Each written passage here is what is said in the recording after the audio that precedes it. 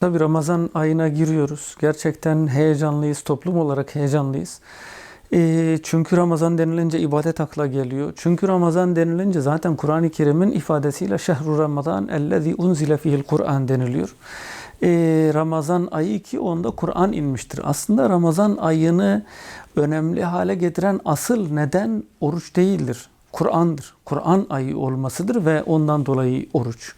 Dolayısıyla bu asliyeti de hiçbir şekilde unutmamamız gerekiyor. Demek ki o zaman bu ay yapan, Ramazan ayını Ramazan ayı yapan asıl unsur Kur'an-ı Kerim ise o zaman Kur'an-ı Kerim'le olan iletişimimizi bir şekilde sorgulamamız gerekiyor kesinlikle. Özellikle bu ay içerisinde.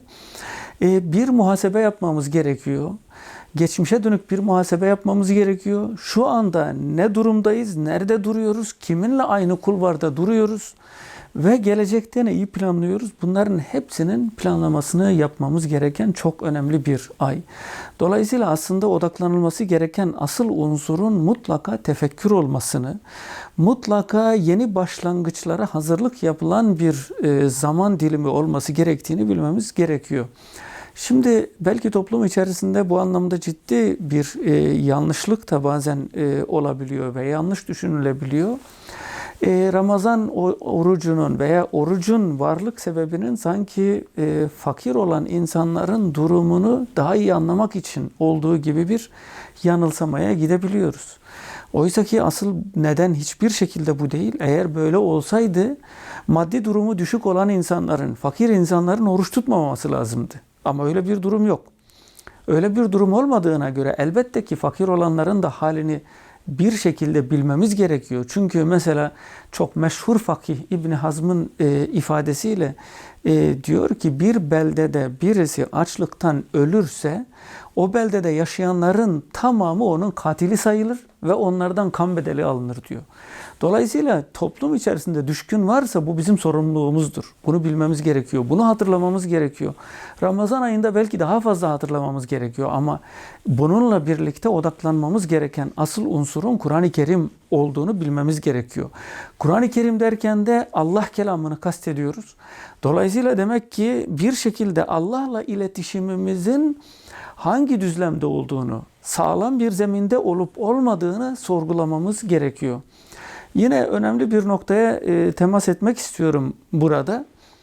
İbadetlerin tümü için söylüyorum. İbadetlerin amacı Allah'ı etkilemek falan değildir. İbadetin ana amacı insanın tabiatını değiştirmektir.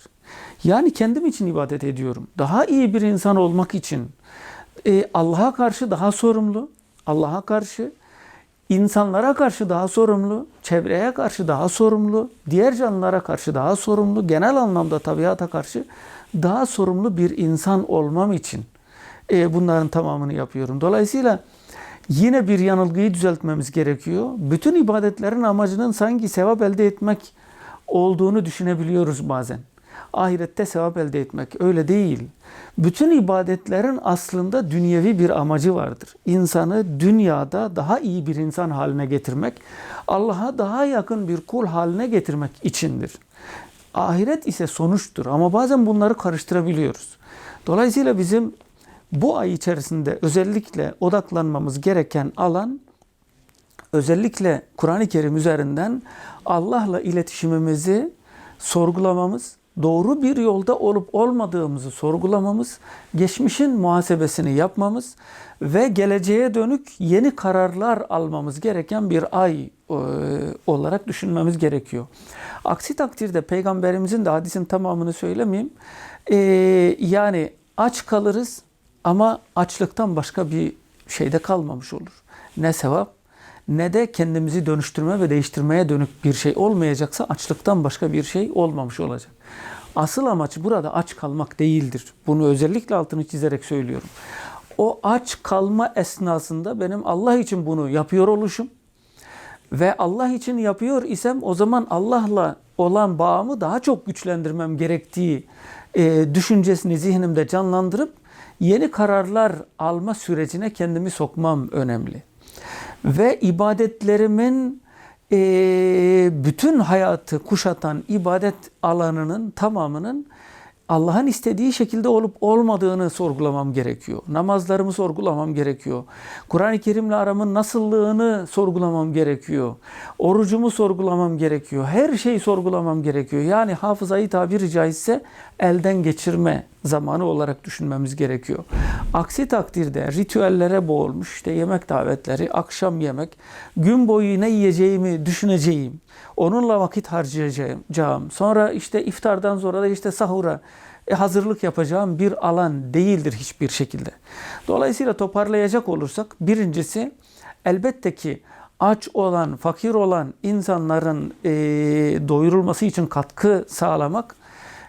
İkincisi Allah'la olan aramızın nasıllığını çok ciddi anlamda düşünmek ve kendimizi yenilemek için bir fırsattır Ramazan. Bu şekilde bakmamız gerekiyor kesinlikle.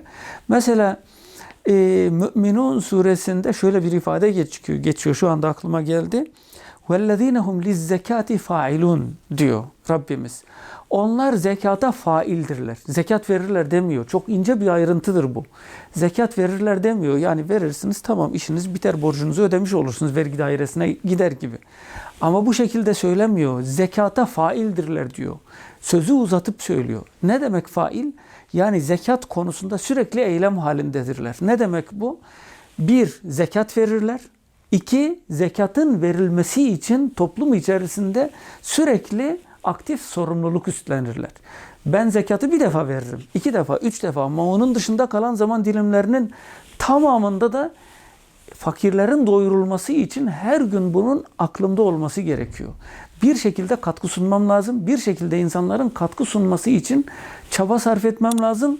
Aracılık yapmam lazım. Aktif rol üstlenmem lazım.